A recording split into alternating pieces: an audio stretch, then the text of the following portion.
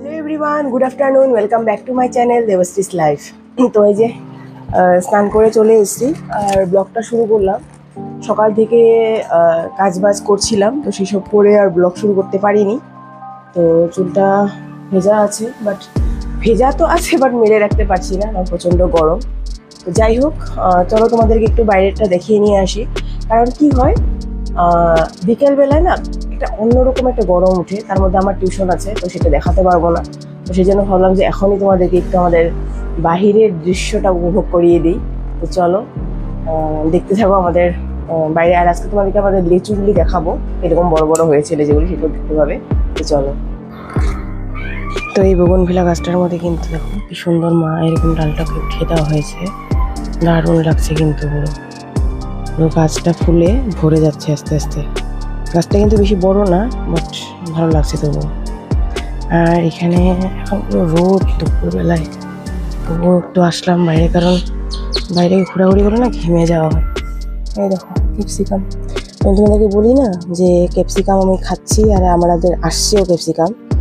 এই যে ক্যাপসিকাম আবার ধরে আছে, এই যে তো চলছে এটা আর কি, একটার পরে একটা আসছে, একটা একটা ধরছে। আর দুপুরের দিকটা তো গরম আছে, ঠিক আছে, বাট বিকেলের দিকটা না বেশি যেন একটা ভাপ্পা গরম একটা বের হয়। বিকেলের দিকটা ঘোরাটা খুব একটু মুশকিল। এই যে আমি তোমাদেরকে বলেছিলাম আমার স্টুডেন্টের দেওয়া গাছ, একটা ফুল এসেছিল, এখন অনেকগুলি, দেখো খুব ভালো লাগছে না, অনেকগুলি ফুল এসছে কিন্তু পুরো পিঙ্ক থোকা হয়ে গেছে। ছোট্ট গাছটার মধ্যে খুব বেশ ভালো লাগছে কিন্তু। বৃষ্টি হচ্ছে, বাট তবু গাছে তো জল দেওয়া হচ্ছেই প্রচুর পরিমাণে। আর এই যে ঠান্ডার দিনে যে সিম ধরে আমাদের আমাদের মানে আমরা যে খাই সিম, সেই সিমের গাছ এখনো ফুল এসছে, দেখেছো? এই যে কতগুলি ফুল এসছে। আমাদের জ্যৈষ্ঠ মাসে তো সিম খাওয়া যায় না, বাট ফুল অনেকগুলি এসে, হয়তো সিম ধরেও।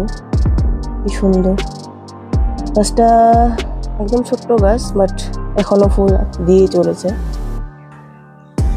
বৃষ্টি পড়ছে, কিন্তু সেই বৃষ্টিটা যেন কোনো কাজে মানে আসছে না আর কি। এতটা গরম, পুরো হিট ওয়েভ যাচ্ছে একদম, মানুষের অবস্থা খুবই খারাপ করে দিচ্ছে। বৃষ্টি হওয়ার সময় তো ভালো লাগছে ঠান্ডা ঠান্ডা, বাট পরবর্তীতে দেখা যাচ্ছে প্রচণ্ড গরম। তো যাই একটু পিছনে ঘুরে আসি।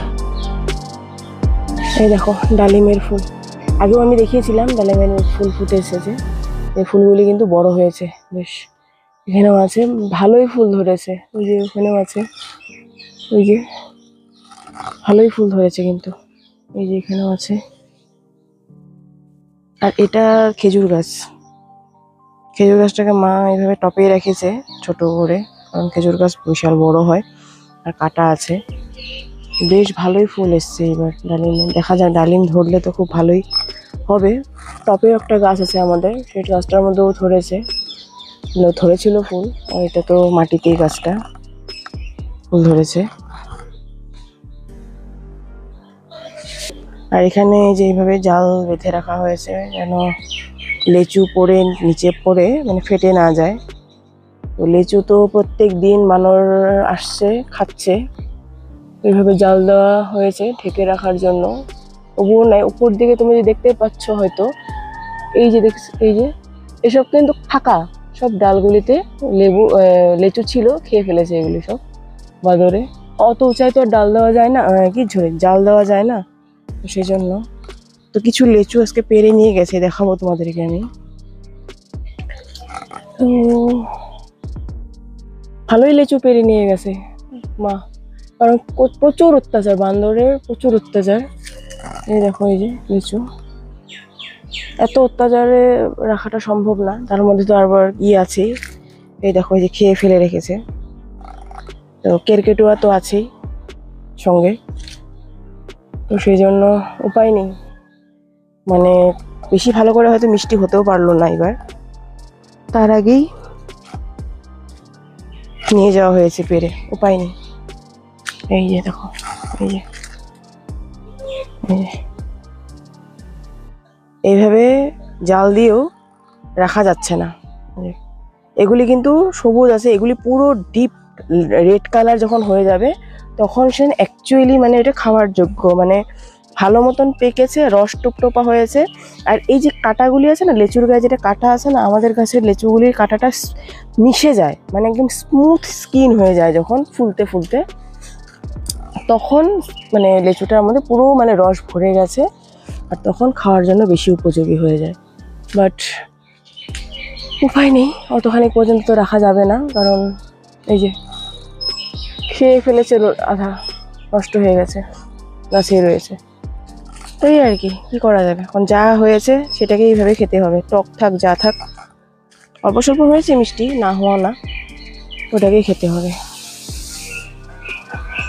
আর কাঁঠালগুলি বেশ বড় হয়েছে, কিন্তু খুব একটা কাছে যেতে পারছি না, কারণ প্রচণ্ড জঙ্গল, সাপ পোকা পোকা থাকতে পারে। তো এই দেখো, ভালো বড় হয়েছে এই গাছের কাঁঠালটা, কিন্তু বেশ বড় হয়, বেশ বড় হয়েছে।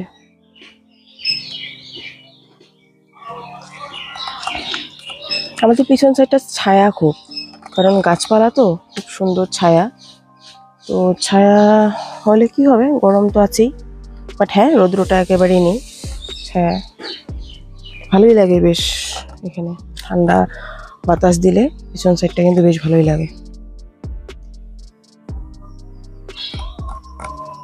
এটা যে চিত্রনালার গাছ, বেশ ঝাঁকড়া হয়ে গেছে গাছগুলি, থোকা হয়ে গেছে পুরো। এটাতে আমাদের যে ঘর মুছি ফিনাইল চিত্রনলা, সেই চিত্রনলা এটার থেকে বানানো হয়, এই গাছটার থেকে। এটার পাতাটা ছিঁড়ে ওই যেরকম একটু ডোলে শুনলে পরে একদম চিত্রনলার গন্ধ, বেশ ভালো লাগে কিন্তু গন্ধটা। তো আজকে লাঞ্চে আছে এখানে পনিরের তরকারি, এখানে একটা শুক্তো আছে, এখানে আছে ছোট মাছের চচ্চড়ি।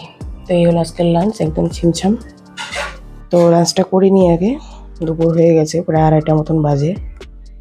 আর এই দেখো যে গাছের লিচু, বললাম না পেরে নিয়ে গেছে, কি না পেরে কি করবে, কারণ খেয়ে ফেলছে তো পেরকুটোয়া বাদরে। তো এই যে পেরে নিয়ে আসা হচ্ছে।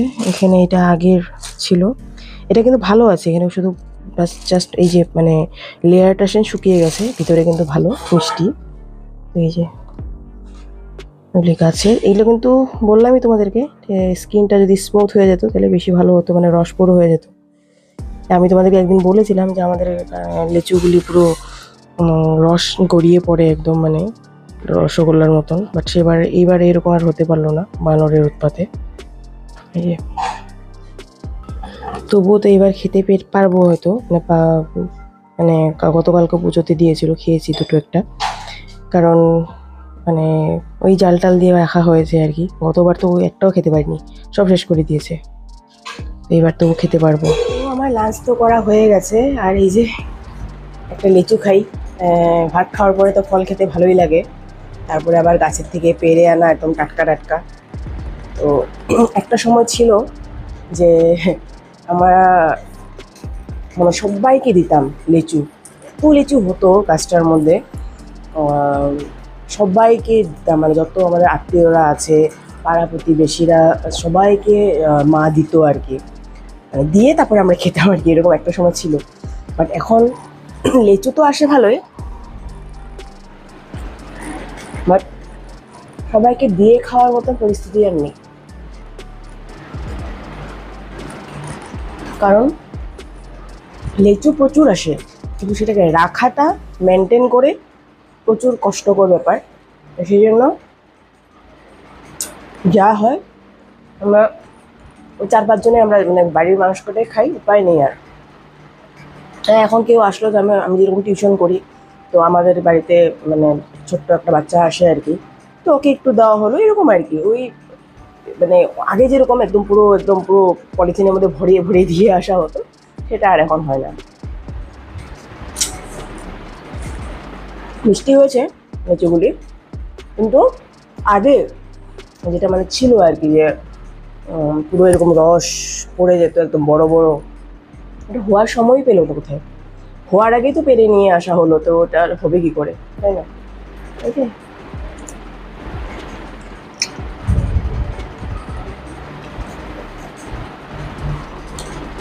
সিজনের ফল খুব মানে খাওয়াটা খুব ভালো, খেতে হয় যে কোনো ফল।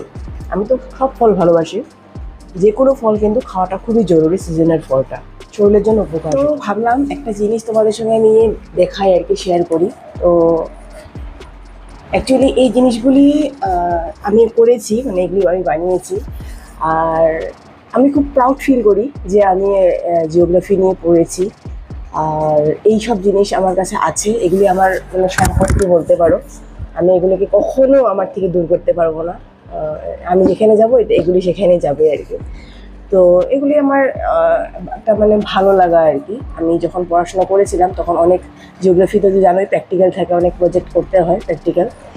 তো সেসব আমি করেছিলাম, তখন খুব কষ্ট করে প্রথম শিখেছিলাম, খুব কষ্ট করে করেছিলাম, বাট খুব নিখুঁতভাবে আমি করার চেষ্টা করেছিলাম। আমি বরাবরই এরকম, যেটা কাজ করি আমি সেটাকে আমি খুব নিখুঁতভাবে করার চেষ্টা করি। তো সেটাই ট্রাই করেছিলাম, আর আমাদের স্যাররা আমাকে কিন্তু খুব মানে অ্যাপ্রিসিয়েশনও করছিল, তার জন্য অ্যাপ্রিসিয়েট করছিল। কারণ ওনাদের আমার কাজগুলি ভালোই লেগেছিলো খুব। তো যাই হোক, তো আমি তো ডিগ্রি করেছি গুয়াহাটি ইউনিভার্সিটির থেকে, আর মাস্টার ডিগ্রি করেছি আমি গুজরাট বরোদা মহারাজা সয়াজিরাও ইউনিভার্সিটি থেকে করেছি আমি, যেটাকে MSUB বলা হয় বরোদার থেকে। তো যাই হোক, তোমাদেরকে আজকে আমি দেখাবো আমার সেই ডিগ্রিতে যেগুলি আমি প্রজেক্টের কাজ করেছিলাম, যেগুলো প্র্যাকটিক্যাল কাজ করেছিলাম সেগুলি আমি দেখাবো। পুরোটাই আমার হাতের বানানো, পুরোটাই আমার হাতের করা। তো তোমরা দেখো কেমন লাগে তোমাদের দেখতে। তো চলো একটু একটু করে তোমাদের সঙ্গে শেয়ার করবো। পুরোটা তো হয়তো দেখা হবে না, কারণ এখানে পুরো 4টা আছে, এরকম পুরো 4টা কপি আছে, অনেক প্র্যাকটিক্যাল। তো এতটুকু দেখানো সম্ভব হবে না, তো কিছু কিছু তোমাদের সঙ্গে শেয়ার করবো। এই জিনিসগুলি এগুলি আমি বানিয়েছিলাম। তো সবগুলি দেখানো তো সম্ভব না, তো যেটা অল্প আছে মানে ভালো সেগুলি তোমাদেরকে দেখিয়ে দিব। অনেক ম্যাথস আছে এখানে, তো সেগুলি তো আর কোনো দেখানোর কিছু নেই। তো এই দেখো, এইসব তো মানে লেখাগুলি যে এগুলো কিন্তু আমার নিজের হাতের লেখা, প্রিন্টেড নয়, এগুলি নিজের হাতে আমি লিখেছি। আর এগুলো সব পেন দিয়ে করা, কিন্তু জিওগ্রাফির প্র্যাকটিক্যালের পেন আছে, সেই পেন দিয়ে করা হয়েছে। এই দেখো সেম, এগুলি আমার হাতের করা সব জিনিস।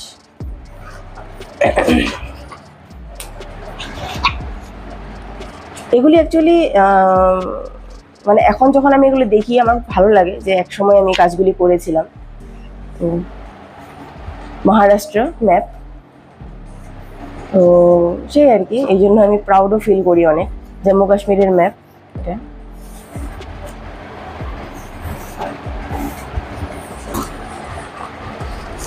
এই যে আসামের ম্যাপের উপরে প্র্যাকটিক্যালটা করা হয়েছে আর কি।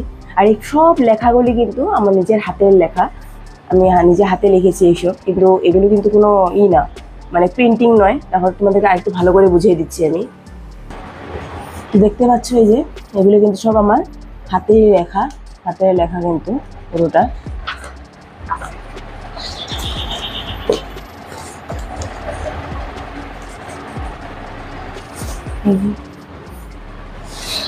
যারা জিওগ্রাফি পড়েছে তারা জানবে, যদি হায়ার স্টাডি করেছে জিওগ্রাফি নিয়ে তারা জানবে।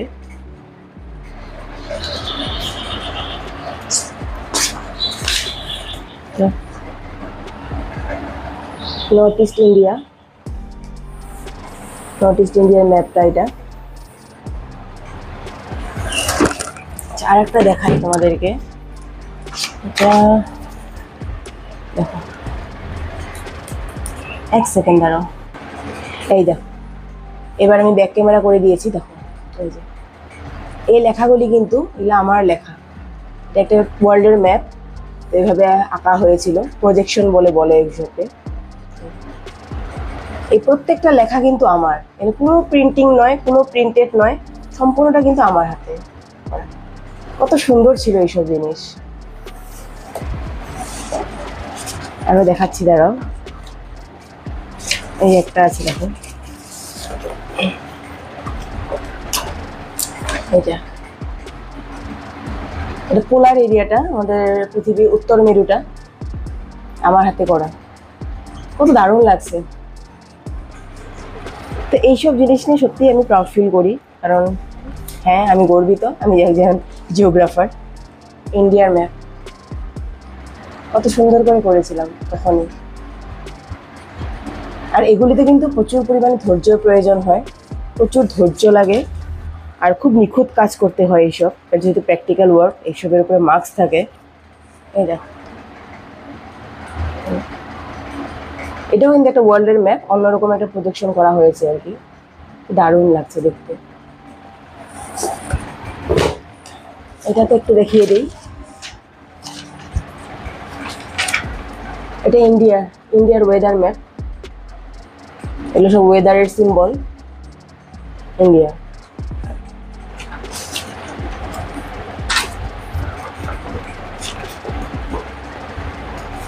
এটা একটা স্যাটেলাইট ইমেজ, স্যাটেলাইট থেকে তোলা একটা ইমেজ এটা। এগুলো সব আমার নিজের হাতের করা। এটা দেখো, এইসব দেখে অনেকেই বিশ্বাস করে না যেটা আমি এঁকেছি বলে, আরে হ্যাঁ, এটা আমি এঁকেছি, সম্পূর্ণটা আমারই করা, আমার হাতের ফুল। তোমাদের কেমন লাগছে অবশ্যই আমাকে কমেন্ট করে জানাবে কিন্তু। অ্যাকচুয়ালি আমি একজন টিচার, সেই জন্য আমার ভালো লাগে এইসব, আমার স্টুডেন্টদেরকেও আমি এইসব দেখাই। এই দেখো, এটাও আমার হাতের করা ফুল, মানে আঁকানোর থেকে আদি করে লেখা সব কিছু, হ্যান্ডরাইটিং সব আমার হাতে। এইসব লেখার টেকনিক আছে, কিভাবে এই যে প্রিন্টেডের মতন যে দেখা যাচ্ছে এভাবে কিভাবে লেখা যায় সেটা টেকনিক আছে, সেই টেকনিক মতে লিখতে পারবে, সবাই লিখতে পারবে, আমি শিখিয়ে দিলেই সবাই লিখতে পারবে। এই দেখো,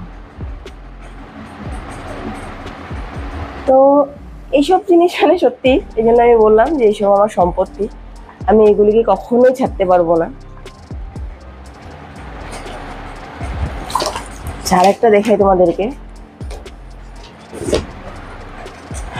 এটা একদম মানে ডিগ্রি ফার্স্ট ইয়ারের কপি এটা।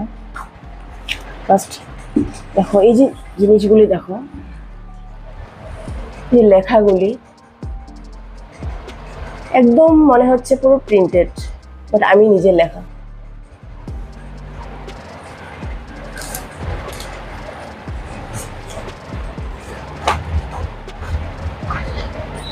আসামের ম্যাপ,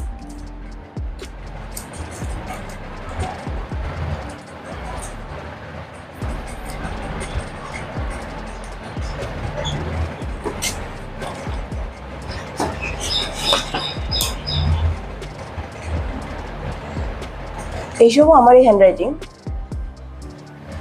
এই যে একটা, এটা আসামের সয়েল ম্যাপ, আসামের কোথায় কি মাটি পাওয়া যায় সেটার একটা ম্যাপ।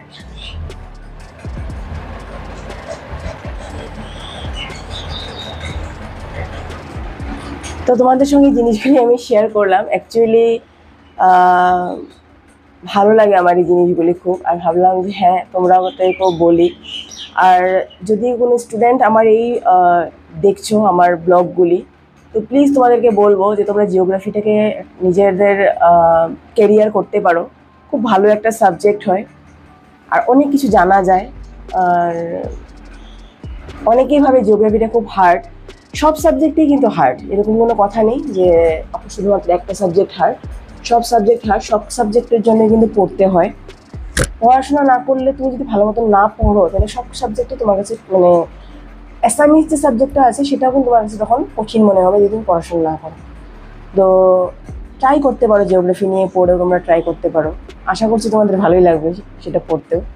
তো যাই হোক, এটা দেখালাম, আর তোমাদেরকে আমি যখন দেখালাম না সেই গাছের ক্যাপসিকাম, তো এই যে মা উঠিয়ে নিয়ে এসেছি দেখো, এই দেখো,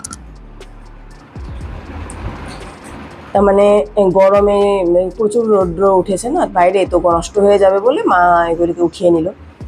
সাইজটা দেখো, এরকম কিন্তু আমরা খাচ্ছি, মানে ক্যাপসিকাম কিন্তু গাছে মানে আসছে, আমরা খাচ্ছি, আবার ফুল আসছে, আবার খাচ্ছি, এরকম চলছে কন্টিনিউয়াসলি, এরকম কিন্তু চলছে।